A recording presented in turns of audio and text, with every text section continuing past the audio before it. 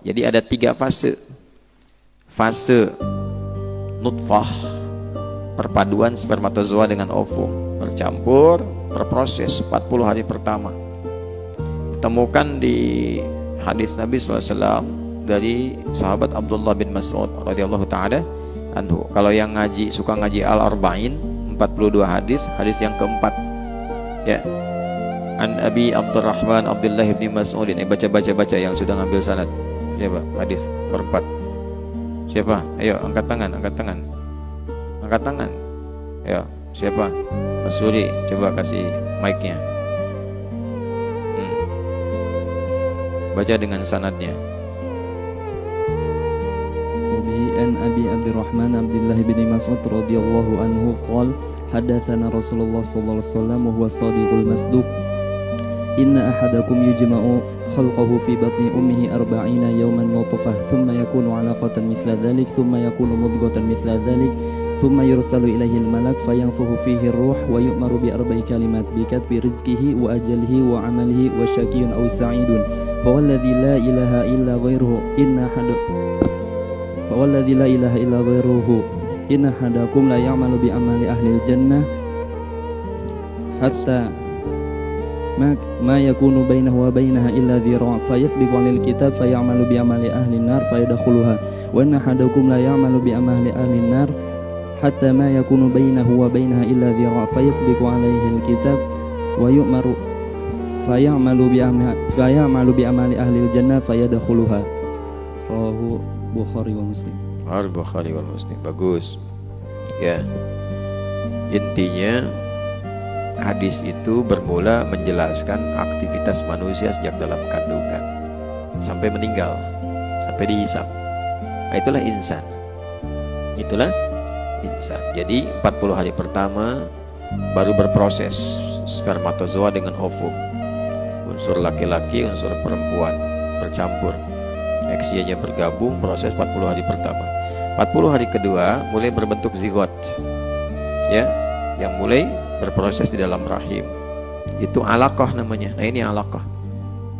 Iqra bismi rabbikal ladzi khalaqal insana min alaq. Ya.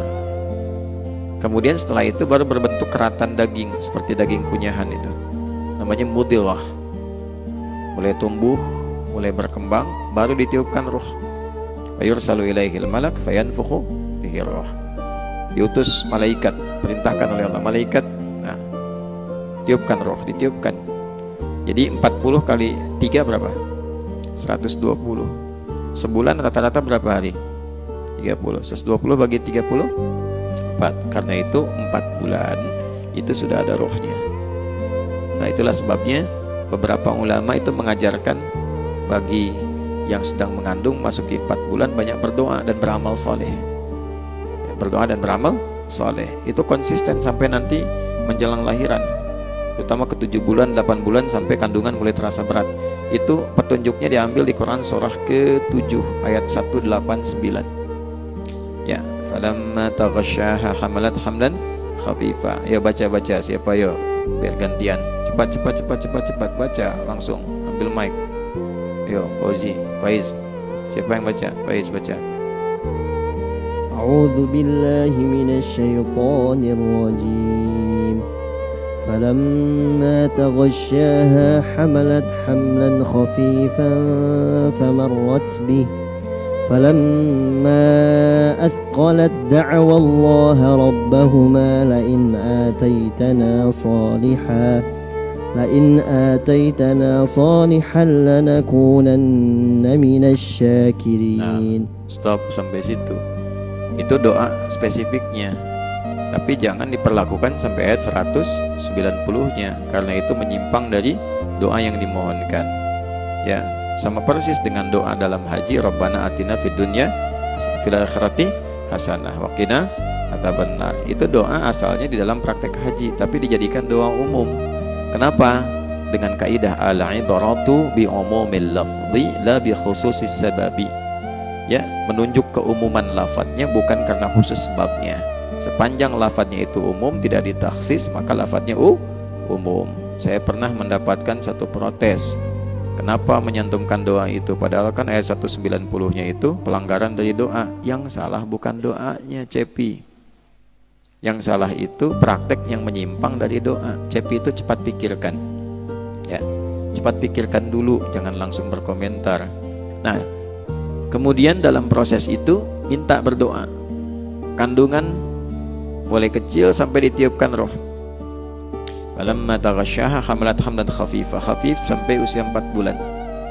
Minta sama Allah supaya dijaga kandungan kuat sampai nanti usia 7 bulan ke atas itu mulai berat. Falamma athqalat da'awallaha rabbahuma la in ataitana salihah. Itu sudah spesifik doanya, minta anak soleh. Minta anak soleh, ya, walaupun bapaknya bukan Pak Soleh, ibunya bukan Pak Solihah, tapi anaknya minta anak soleh. Soleh itu artinya kebaikan yang diridhoi Allah.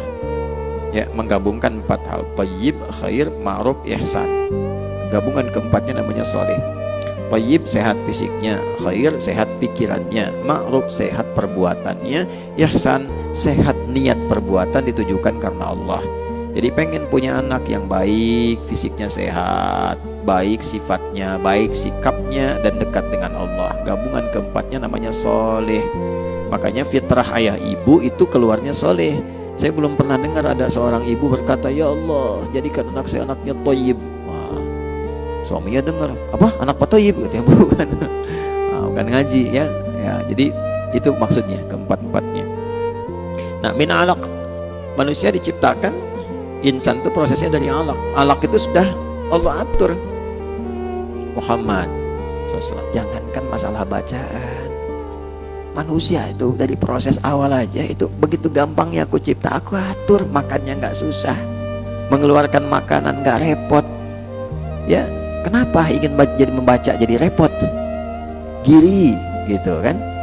Mencipta kamu aja begitu mudah, rezeki kamu nggak repot, kenapa nulis skripsi jadi repot? Gitu ya, baca, tambahin semangat. Itu cara baca Qurannya begitu. Kalau kita bacanya begitu, makin semangat hidup. Ya, sebaliknya mafhum mukhalafahnya dibalik. Kenapa sombong?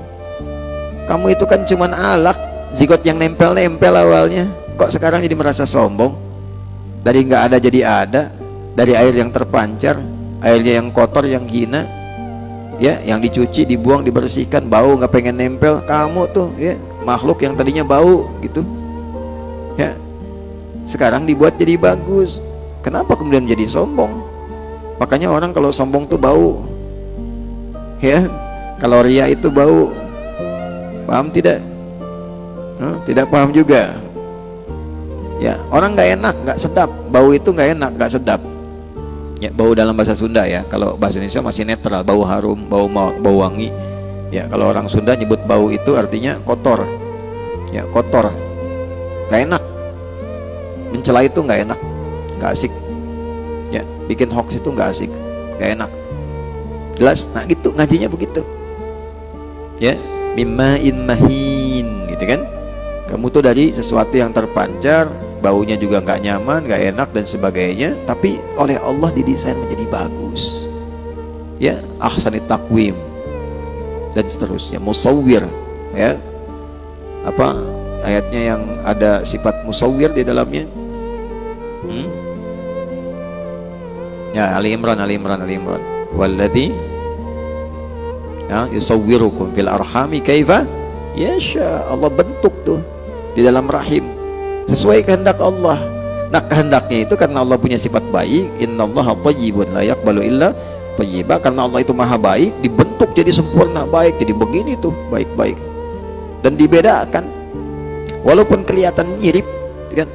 Bagai pinang dibelah 3 misalnya, kan, ya, belah 3 mirip semua, kembar 3 tetap aja pasti tidak akan semua identik, ada bedanya kelihatan. Ya, dari sidik jari aja udah beda, di sidik jari. Nah, maksudnya apa di sini? Belajar dari yang terkecil sehingga mampu merangkai kehidupan, dari nutfah jadi alaqah, alaqah jadi mudghah, dari titik jadi garis, dari garis jadi tulisan. Tapi jangan sombong, karena asal diri kita itu dari sesuatu yang bahkan tidak ada nilainya, gitu, ya. Kemudian apalagi memulai sesuatu dari yang kecil harus dengan membaca. Aktivitas harus dilakukan dengan teratur, terskema dengan baik. ada target, ada perencanaan, mahal. Baru 2 ayat tuh, gak sadar kita sudah sejam